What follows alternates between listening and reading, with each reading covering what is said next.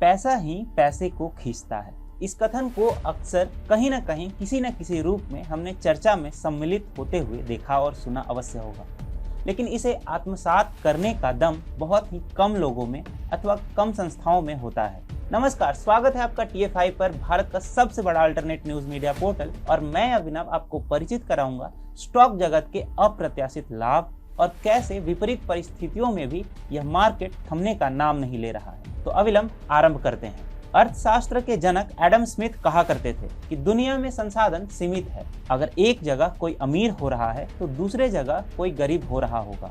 भारत के बाजार को देखकर ऐसा लग रहा है जैसे भारतीय बाजार कोरोना वायरस महामारी के दुष्प्रभावों को जड़ से समाप्त करना चाहता है। भारतीय शेयर बाजार ने 2021 में केंद्रीय बैंकों द्वारा सकल घरेलू नीतियों, दुनिया की सबसे बड़े वैक्सीनेशन योजना के साथ मिलकर भारतीय बाजार धन की सुनामी लेकर आया है। दलाल स्ट्रीट में कई कंपनियों के वैल्यूएशन पर संदेह के बावजूद इक्विटी मार्केट बेंचमार्क केवल एक ही दिशा में बढ़ते हुए दिखाई दे रहे हैं, वो भी आकाश की ओर। खबरों की माने तो 2021 के दौरान निवेशकों की संपत्ति में 32 लाख करोड़ रुपए की बढ़ोतरी हुई है। देश में सभी सूचीबद्ध शेयरों के संचयी मूल्य के रूप में अगर इसे मापा जाता है तो यह लगभग 260 लाख करोड़ रुपए तक चला जाएगा। BSE सेंसेक्स ने इस वर्ष इतिहास बनाया। पहली बार 50,000 का अंक और अगले 7 महीनों के भीतर 60,000 के स्तर पर चला गया। यह 18 अक्टूबर को अपने जीवन काल के सबसे उच्चतम यानी 61,765.59 पर बंद हुआ।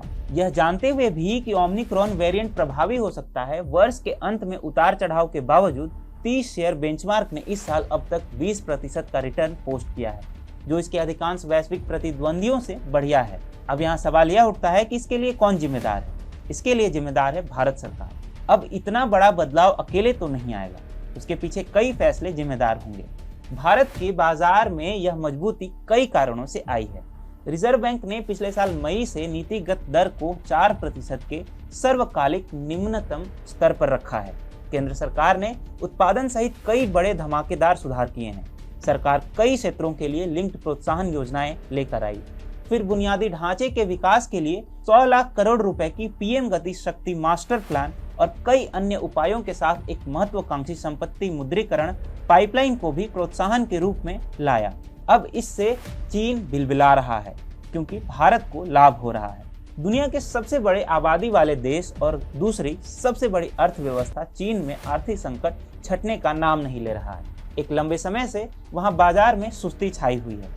देखा जाए तो इंटरनेट उपयोगकर्ताओं में चीन की निरंतर वृद्धि, विशाल बाजार, धन और तेजी से बढ़ते मध्यम वर्ग की भारी संख्या ने इस एक समय पर इसे एक समूहक शेयर बाजार बना दिया था, जहां बड़ा लाभ प्राप्त किया जा सकता था। बाद में मालूम चला कि यह तो कर्ज पर टिका हुआ है। कुछ वर्ष पहले तक भारत को भी इसी समस्या का सामना करना पड़ा था। भारत में बाहर से सब कुछ तो अच्छा लग रहा था, लेकिन भारत का बैंकिंग क्षेत्र बीमारी से अपंग था। यह बीमारी थी नॉन परफॉर्मिंग एसेट्स यानी NPA का कैंसर, वह ऋण जो विफल रहे हैं। भारतीय सरकार तब बहादुरी से इस स्थिति को निपटने में सफल रही। खराब कर्ज को खत्म करने की नीति को उलटते हुए PM मोदी पूरी तरह से इसको सही किए। चीन में ऐसा नहीं हुआ था। चीन गहरे आर्थिक संकट के बीच में है। चीनी अर्थव्यवस्था पर हावी रियल एस्टेट क्षेत्र पूरी तरह से ध्वस्त हो चुका है। कई चीनी रियल एस्टेट दिग्गज कर्ज चुकाने में चूक कर रहे हैं।